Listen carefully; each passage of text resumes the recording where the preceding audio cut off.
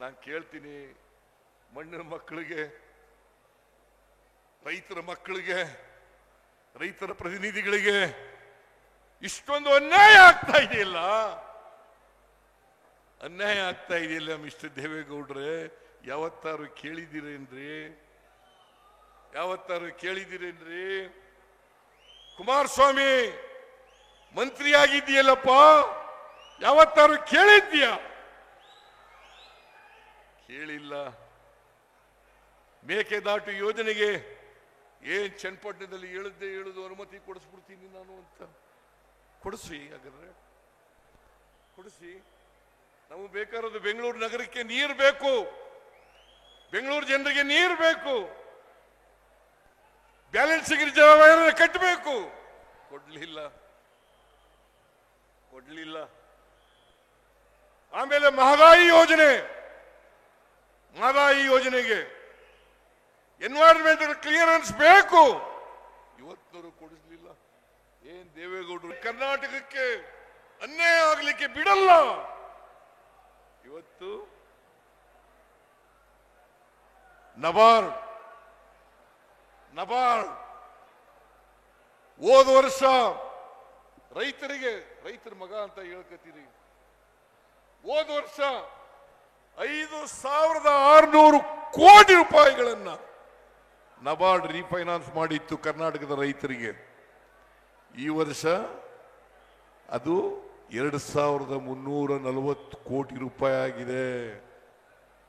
ಮಣ್ಣಿನ ಮಗ, ರೈತರ ಮಗ ಕುಮಾರಸ್ವಾಮಿ ಕಣ್ಣೀರು ಹಾಕ್ತಾ ಇದ್ದೀರಲ್ಲಪ್ಪ, ಇದು ರೈತರಿಗೋಸ್ಕರ ಕಣ್ಣೀರು ಹಾಕ್ಬೇಕೋ ಬೇಡ? ರೈತರಿಗೋಸ್ಕರ ಕಣ್ಣೀರು ಹಾಕ್ಬೇಕೋ ಬೇಡ? ಒಂದು ದಿನ ಕಣ್ಣೀರು ಹಾಕ್ಲಿಲ್ಲ, ಒಂದ್ ದಿನ ಕೇಳಲಿಲ್ಲ, ಪಾರ್ಲಿಮೆಂಟ್ ನಲ್ಲಿ ಮಾತಾಡಲಿಲ್ಲ. ನಾನು ಬಿಜೆಪಿ ಎಂಪಿಗಳಿಗೆ ಕೇಳ್ತೀನಿ, ಬಿಜೆಪಿ ಎಂಪಿಗಳೇ, ನೀವು ಕೋಲ ಬಸವನಂತೆ ತಲೆ ಅಳ್ಳಾಡ್ಸೋದು ಬಿಟ್ಟುಬಿಡಿ. ಇನ್ನು ಮೇಲೆ ಕರ್ನಾಟಕಕ್ಕೆ ಅನ್ಯಾಯ ಆದಾಗ, ಅನ್ಯಾಯ ಆಗ್ತಾ ಇದೆ ಬಿಜೆಪಿ ಸರ್ಕಾರದಿಂದ ಅಂತೇಳಿ ಎದ್ದು ನಿಲ್ತಕ್ಕಂಥ ಕೆಲಸವನ್ನು ನೀವು ಮಾಡಬೇಕಾಗ್ತದೆ. ಕರ್ನಾಟಕದ ಪರವಾಗಿ ಧ್ವನಿ ಎತ್ತಕ್ಕಂಥ ಕೆಲಸವನ್ನು ಮಾಡಬೇಕಾಗ್ತದೆ. ನೀವು ಮಾಡಲಿಲ್ಲ ಅಂತಂದ್ರೆ ಕರ್ನಾಟಕಕ್ಕೆ ಅನ್ಯಾಯ ಆಗ್ತದೆ. ಇವತ್ತು 58% ಕಳೆದ ವರ್ಷಕ್ಕೆ ಹೋಲಿಕೆ ಮಾಡಿದ್ರೆ ಈ ವರ್ಷ ನಬಾರ್ಡ್ನಿಂದ ನಾವು ಬರ್ತಕ್ಕಂಥ ಹಣ 58% ಕಡಿಮೆ ಆಯ್ತು. 58% ಕಡಿಮೆ ಆಯ್ತು. 4.5% ನಬಾರ್ಡ್ ಕೊಡ್ತದೆ. ನಾವು ರೈತರಿಗೆ 5 ಲಕ್ಷದವರೆಗೆ ಶಾರ್ಟ್ ಟರ್ಮ್ ಲೋನ್ಗೆ 0% ಇಂಟ್ರೆಸ್ಟ್, 4% ತಕೊಂಡು 0% ಇಂಟ್ರೆಸ್ಟ್ ಕೊಡ್ತಾ ಇದ್ದೀವಿ. 5 ರಿಂದ 15 ಲಕ್ಷದವರೆಗೆ, 5 ರಿಂದ 15 ಲಕ್ಷದವರೆಗೆ ಕೇವಲ 3% ಬಡ್ಡಿಯನ್ನು ವಸೂಲು ಮಾಡ್ತಾ ಇದ್ದೀವಿ. ನೀವು ದುಡ್ಡು ಕೊಡದೆ ಹೋದ್ರೆ, ನಬಾರ್ಡ್ನವರು ದುಡ್ಡು ಕೊಡದೆ ಹೋದ್ರೆ, ನಬಾರ್ಡ್ ಬರೋದು ಯಾರ ಅಧೀನದಲ್ಲಿ? ಕೇಂದ್ರ ಸರ್ಕಾರದ ಹಣಕಾಸಿನ ಮಂತ್ರಿ ನಿರ್ಮಲಾ ಸೀತಾರಾಮನ್. ನಾನು ಹೋಗಿ ಅವರನ್ನು ಭೇಟಿ ಮಾಡಿದೆ, ಪ್ರಧಾನಮಂತ್ರಿಗಳನ್ನು ಭೇಟಿ ಮಾಡಿದೆ, ಮನವಿಯನ್ನು ಕೊಟ್ಟಿದ್ದೇನೆ. ನಬಾರ್ಡ್ನವ್ರಿಗೆ ಹೇಳಿ, RBIನವ್ರಿಗೆ ಹೇಳಿ, ನಮಗೆ ಕೊಡಿಸ್ಕೊಡಿ. 5,600 ಕೋಟಿ ರೂಪಾಯಿ ಕನಿಷ್ಠ, ನಾವು ಇನ್ನೂ ಹೆಚ್ಚಾಗಿ ಕೇಳಿದ್ದೀವಿ. 5,600 ಕೋಟಿನಾದ್ರೂ ಕೂಡ ಹೋದ್ ಸಾರಿ ಕೊಟ್ಟಿದ್ದಂತ ಹಣವನ್ನಾದ್ರೂ ಕೊಡಿಸಿ.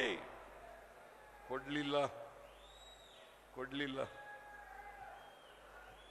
ದೇವೇಗೌಡರು ಇವತ್ತಿನವರಿಗೆ ಬಾಯಿ ಬಿಟ್ಟಿಲ್ಲ.